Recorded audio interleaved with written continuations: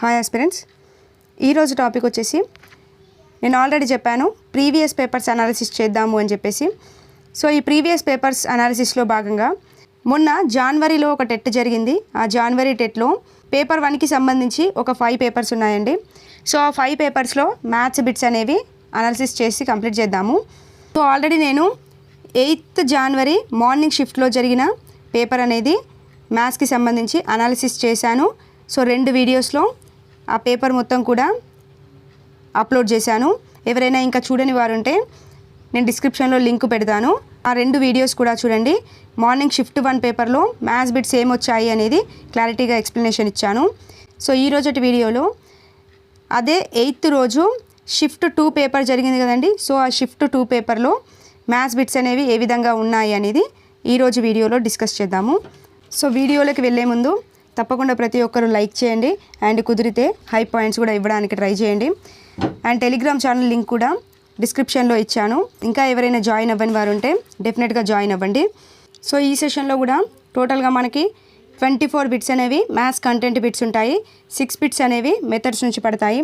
So ఈ 24 బిట్స్లో 12 bits అనేవి ఒక వీడియోలో, 12 బిట్స్ అనేవి ఒక వీడియోలో డిస్కస్ చేసుకుందాము. సో కొంచెం మొబైల్లోనే ఎక్స్ప్లెనేషన్ కాబట్టి కొద్దిగా స్టెప్స్ అనేవి క్లారిటీగా అర్థం చేసుకోండి. చూడండి, ఫస్ట్ క్వశ్చను, క్రింది వాణిలో లీపు సంవత్సరం కాని దాన్ని గుర్తించాలి. సో ఇది క్యాలెండర్ అనే టాపిక్ నుండి ఈ బిట్ అనేది ఫ్రేమ్ అయింది. సో దీంట్లో లీప్ ఇయర్ అవునా కాదా అని చూడాలి అంటే మనకు ఒకటే ఒక షార్ట్ కట్ పాయింట్ ఉంటుంది. అదేంటి అంటే ఇచ్చిన నెంబర్ని, అది ఏ నెంబర్ అయినా పర్లేదు, ఇప్పుడు ఎగ్జాంపుల్గా 1600 ఇచ్చాడు. ఈ 1600ని డివైడెడ్ 4 చేయాలండి. సో 4తో డివైడ్ అయ్యింది అంటే అది లీప్ ఇయర్ అవుతుంది. డివైడ్ అవ్వకపోతే అది లీప్ ఇయర్ కాదు. ఓకే, సో చూడండి 1600 అనేది 4తో డివైడ్ అవుతుంది కదండి.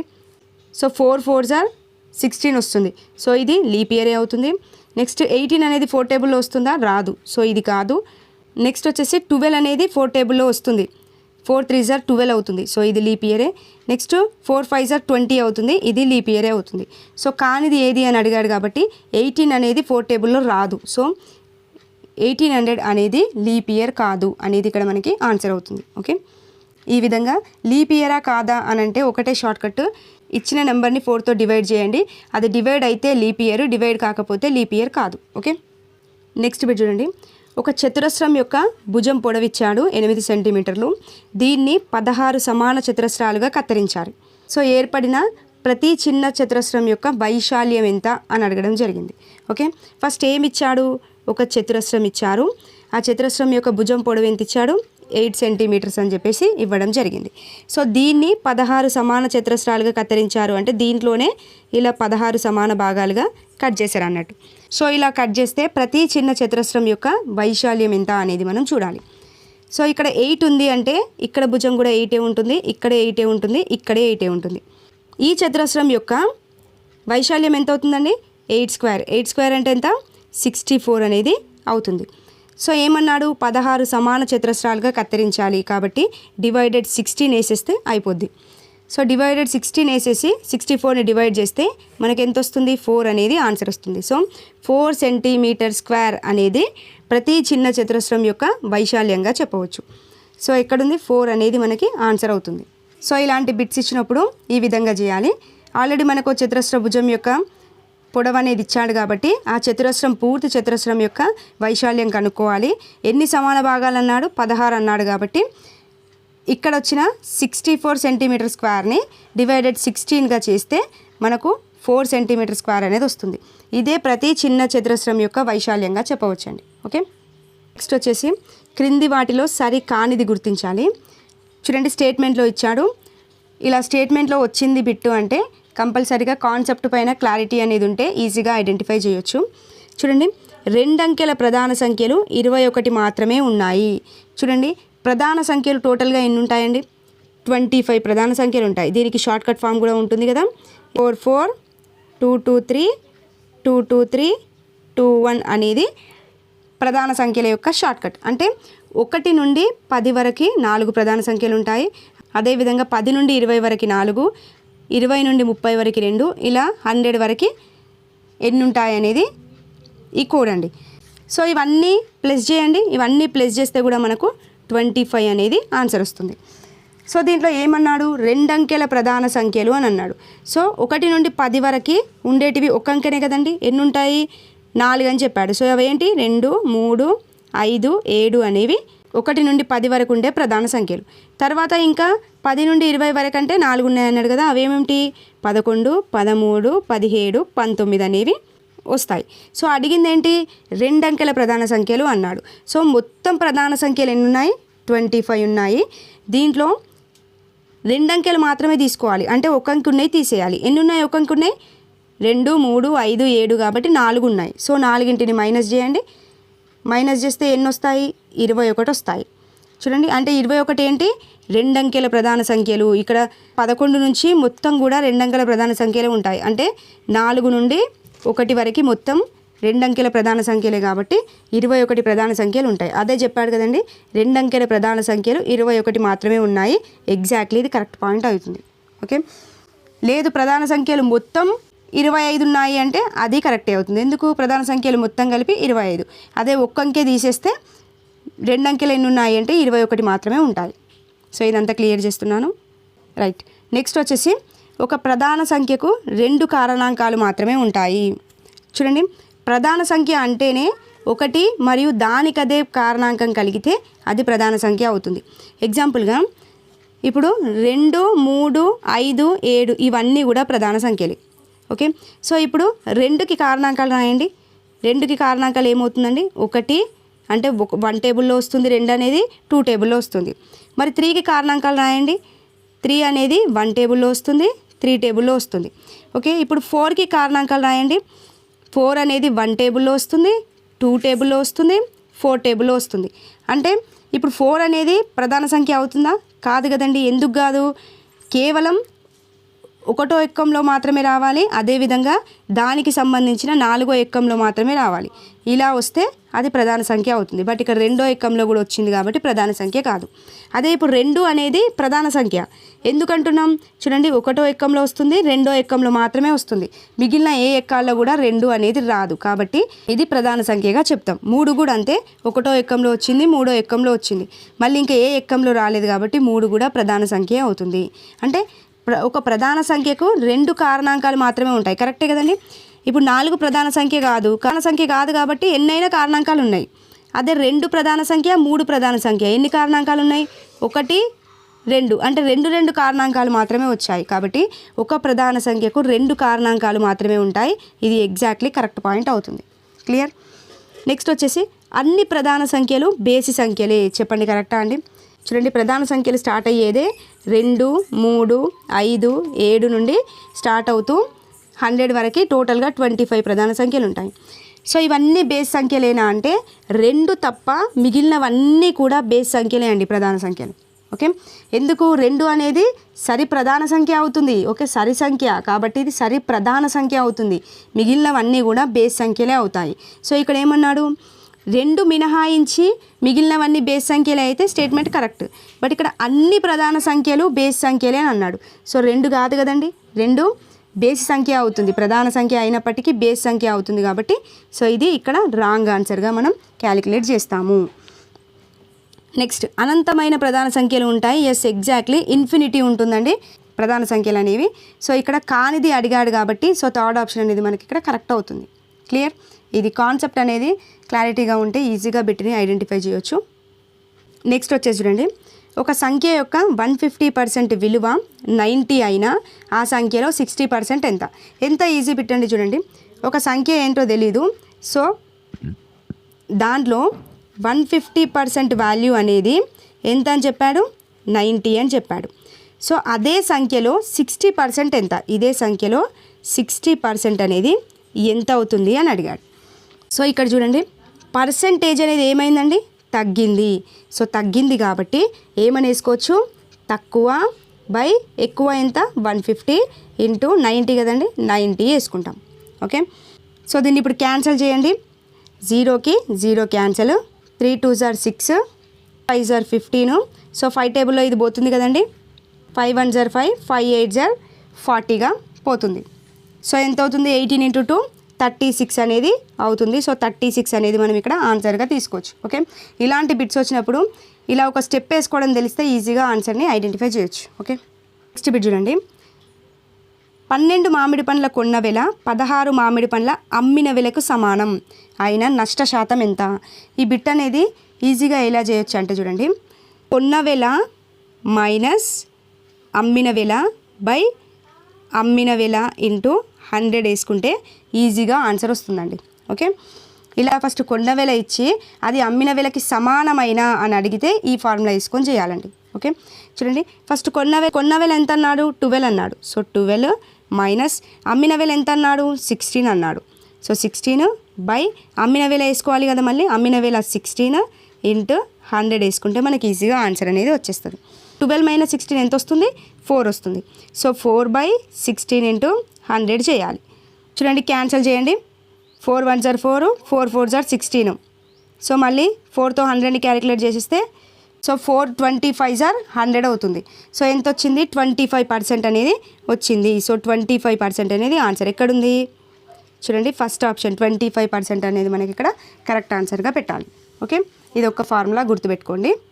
నెక్స్ట్ వచ్చేసి క్రింది వాటిలో ఏది ఆయిలర్ సూత్రాన్ని సంతృప్తి పరుస్తుంది? చూడండి, ఆయిలర్ సూత్రం అనేది ఏ విధంగా ఉంటుందండి చెప్పండి. F+V = E+2గా ఉంటుంది. అంటే faces plus vertices equal to edges plus 2గా మనం ఏదైతే తీసుకుంటామో దాని వాల్యూస్ అనేవి ఈ సూత్రాన్ని సాటిస్ఫై చేస్తే అది ఆయిలర్ సూత్రాన్ని పాటిస్తుంది అని చెప్పొచ్చు. చూడండి, గోళం అంటే ఈ విధంగా ఉంటుంది. సో గోళాన్ని చూసుకున్నట్లయితే గోళానికి వర్టసీస్ ఉంటాయా అండి?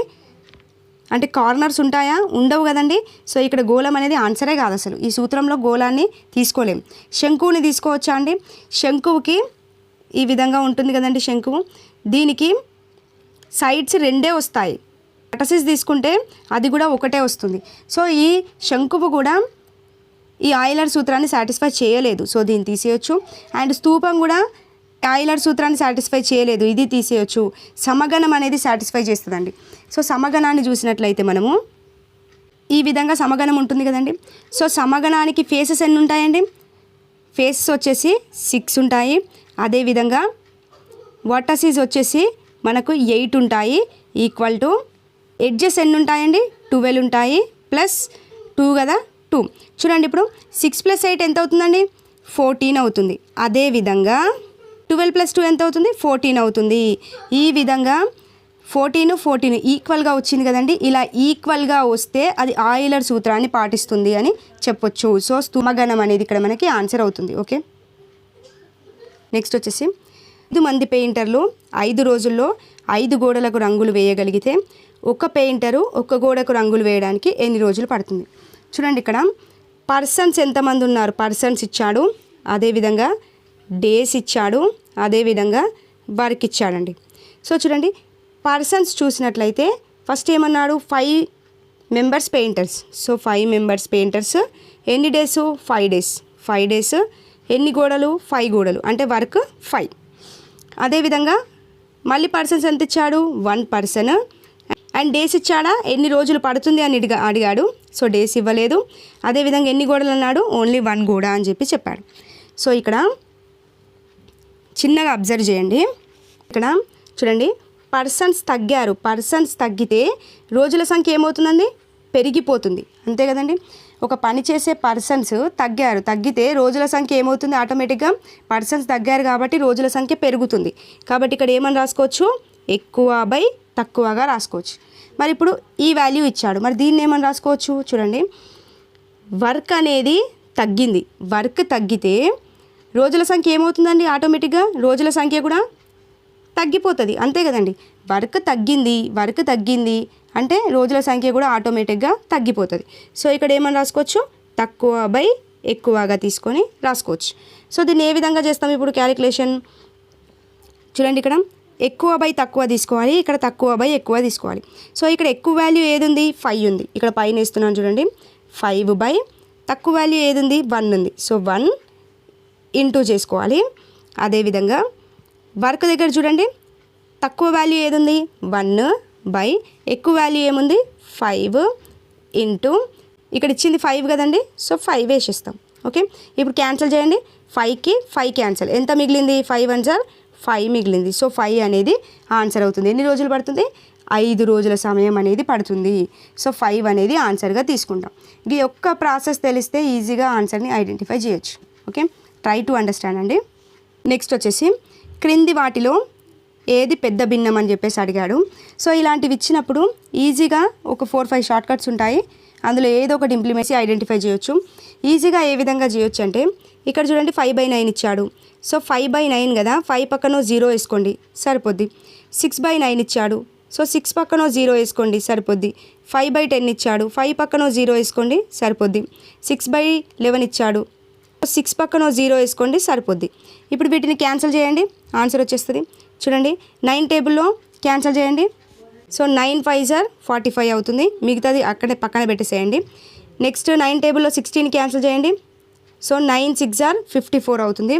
నెక్స్ట్ 10 టేబుల్లో 15 క్యాన్సిల్ చేయండి. 10 5 సార్ 15 అవుతుంది. 11 టేబుల్లో 16 క్యాన్సిల్ చేయండి. 11 5 సార్ 55 అవుతుంది. సో చూడండి పెద్ద భిన్నం ఏది అని అడిగాడు. 3 భిన్నాలు కూడా ఈక్వల్గా వచ్చాయి, అంటే 5 5 వచ్చాయి. ఒక భిన్నం మాత్రమే 6 వచ్చింది. 6 అనేది వీటన్నిటికంటే ఎక్కువనే కదండి. సో 6/9 అనేది మనకి ఇక్కడ పెద్ద భిన్నంగా మనం కన్సిడర్ చేస్తాం. సో 6/9ని ఇక్కడ ఆన్సర్గా తీసుకోవచ్చు.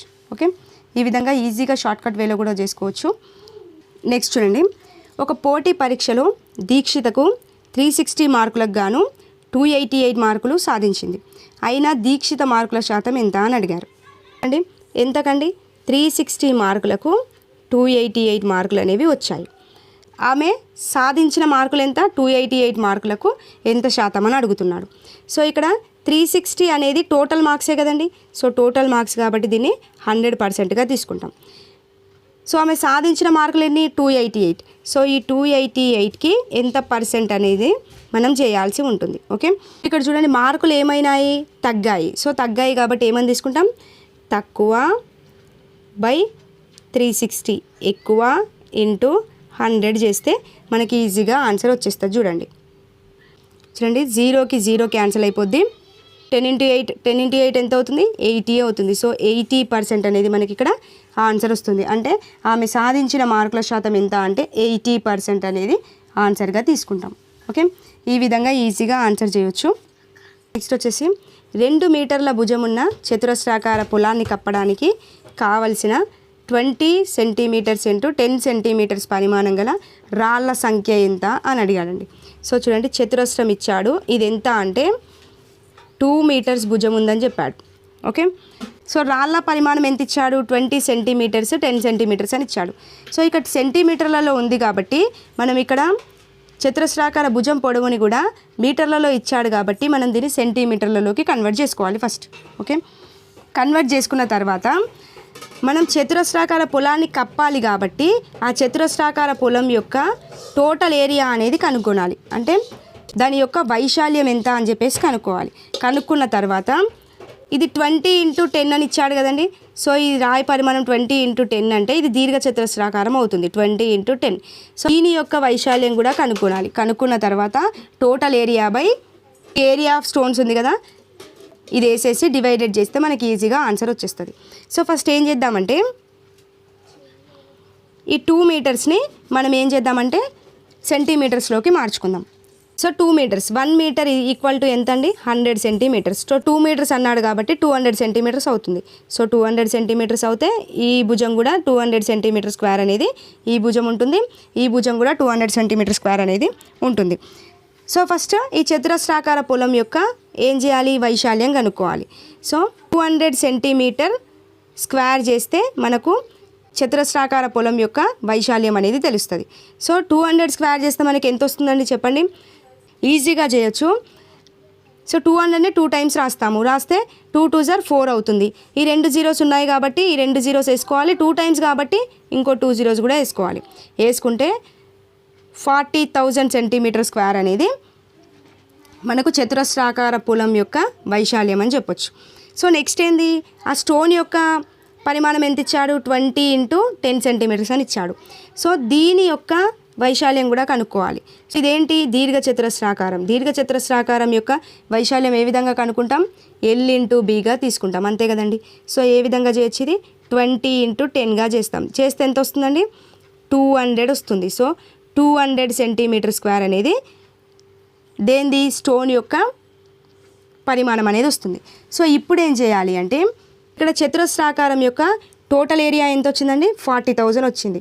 సో ఇక్కడ 40,000 బై స్టోన్ యొక్క పరిమాణం ఎంత వచ్చింది?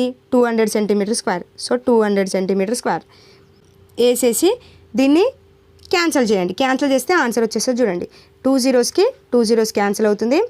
2 2s are 4 అవుతుంది. 2 zeros ఉన్నాయి కాబట్టి 2 zeros. సో ఎంత?